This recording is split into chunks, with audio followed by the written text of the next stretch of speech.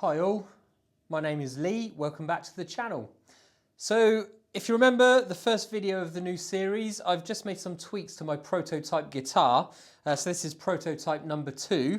The first video I routed out the tremolo bridge, the pickups and the cavity for the springs at the back.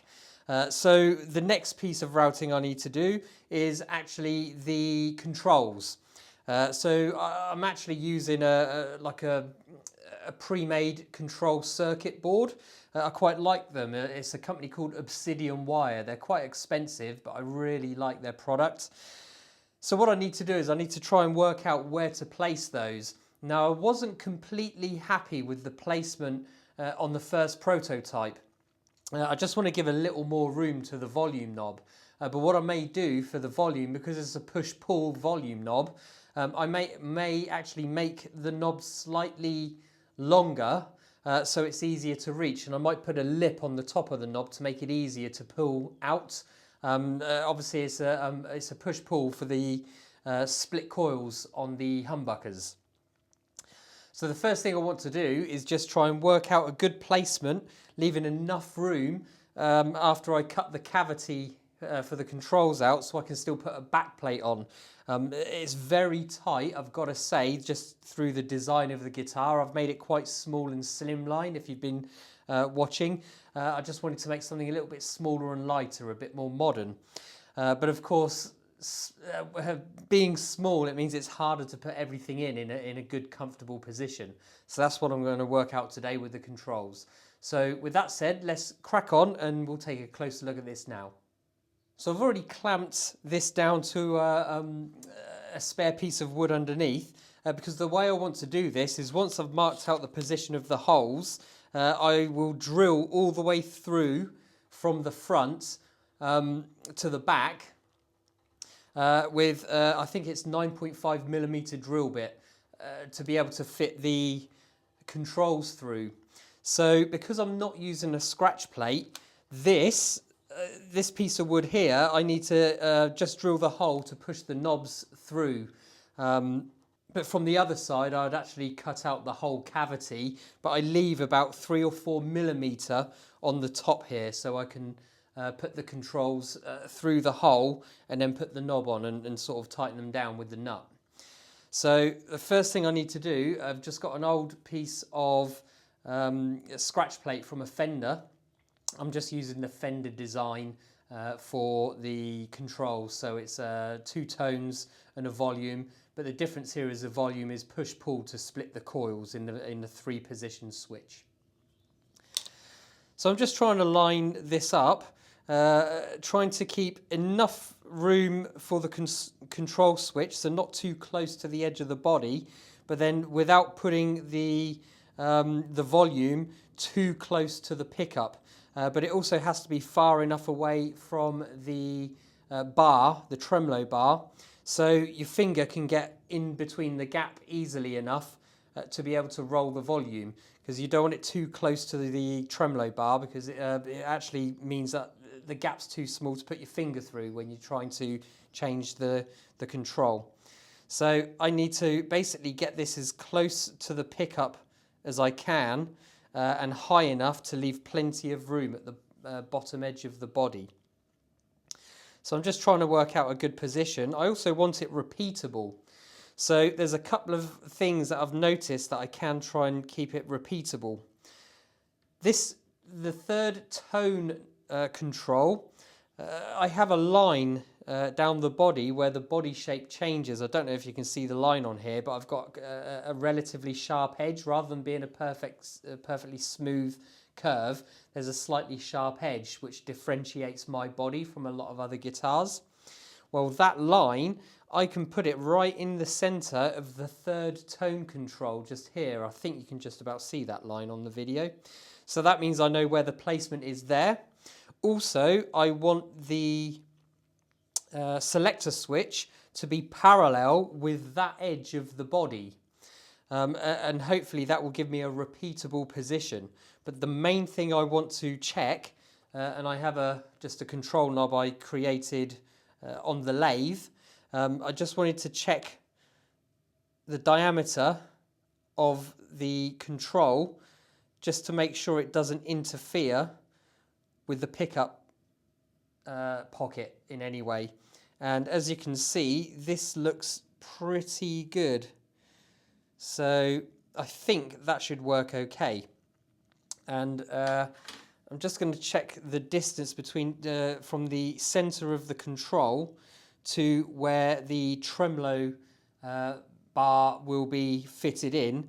And on a Fender, it's actually about 4.5 centimeters, I believe. But because a Fender is single coil and also a slightly longer scale length, there's actually a little bit more room to put the selector switch and the controls into the body. Because mine's a humbucker guitar and 25-inch scale lengths are slightly more compact, it's slightly harder to fit everything in. So if I imagine the tremolo bar is going to be around here somewhere, and I can just roughly hold up the measure, and it actually looks to be about 4.5 centimeters, so very similar to a Fender. So the control seems okay there. There seems plenty of room when I route out the pocket on the back of the guitar for the controls, and it looks repeatable as well. So what I want to do now is I just want to make some marks in these holes, and first of all I'll drill through from the front to the 9.5 millimeter size that I need. And what that will do is, because I'll see the holes at the back of the guitar, I can then flip the body over, put my slightly oversized control cavity template I made over the back, and I can line it up perfectly because I've drilled through all of the controls. So that's what I'm going to do to make sure everything's perfect. So first things first, I will just hold this here and I'll start making some marks that I can then drill through.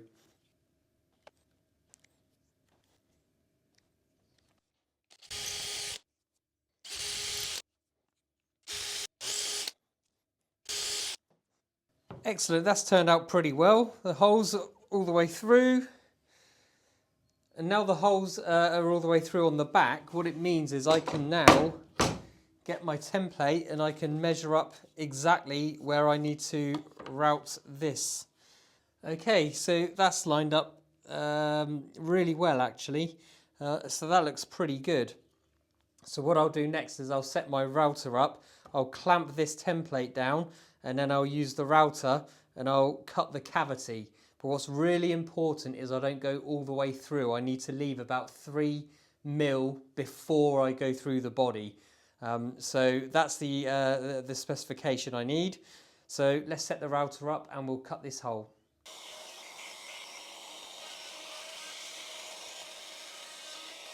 Okay, so that looks really good. That's come out nice and clean. I've already tested it with the control board and it fits in perfectly. I think it looks about 3 millimeters from the front of the guitar, and that leaves me plenty of room for the thread so I can screw the nut on the other side of the control. So that is pretty much all the routing done for the body. There's a hole I have to drill for the to plug the cable in, obviously.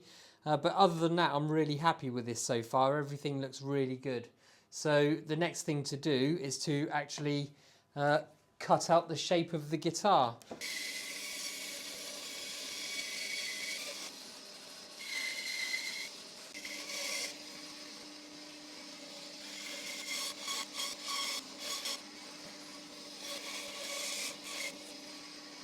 So I've cut the basic shape out now, as you can see. All that's left is just to do lots of sanding, to start sanding down to the line, smoothing it out, getting rid of all of the sharp sanding marks on here.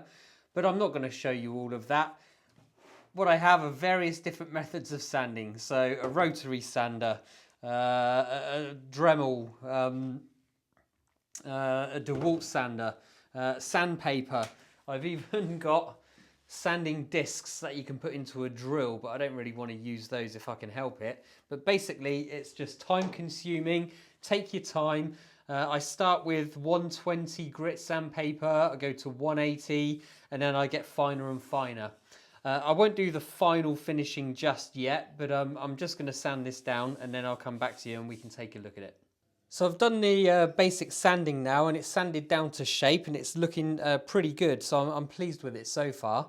So before I start doing the finishing of the sanding, I want to put a couple of features into the body.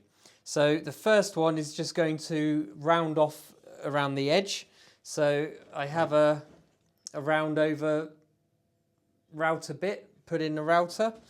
The second feature is I just want to put a small cutaway just at the bottom to make it easier to reach the 24th fret. And for that I'll just use a round sander. It doesn't have to be too big because I've made some adjustments now to the body to make it easier to access those higher frets anyway. So let's get on and do those features now.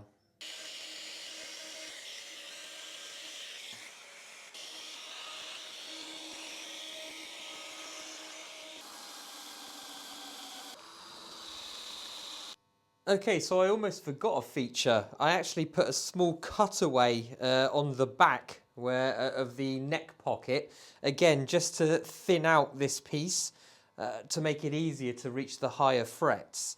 So I almost forgot to do that, so I've set the router up now. I'm just going to do a 5mm deep cut just to thin this section out a bit. I think it actually looked pretty good on my first prototype, so I was really pleased with that. I don't know if it's a unique feature. It's unique for me because I came up with it independently, but I'm sure there must be other people who are doing something similar. So let's get that feature put in now.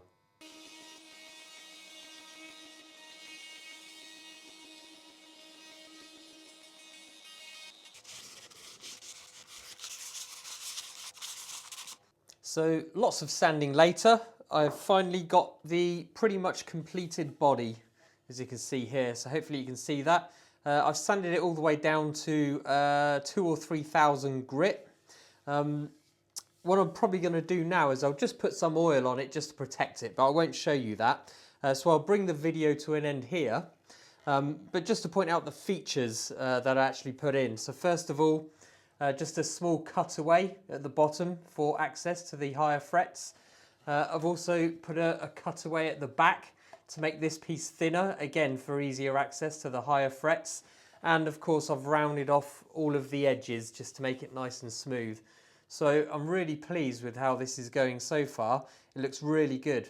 So next video I will start on one of the necks and I'll get a neck cut up and we'll use the 2 neck jigs that I have just to start carving the shape into them. So I'll see you next time. Cheers.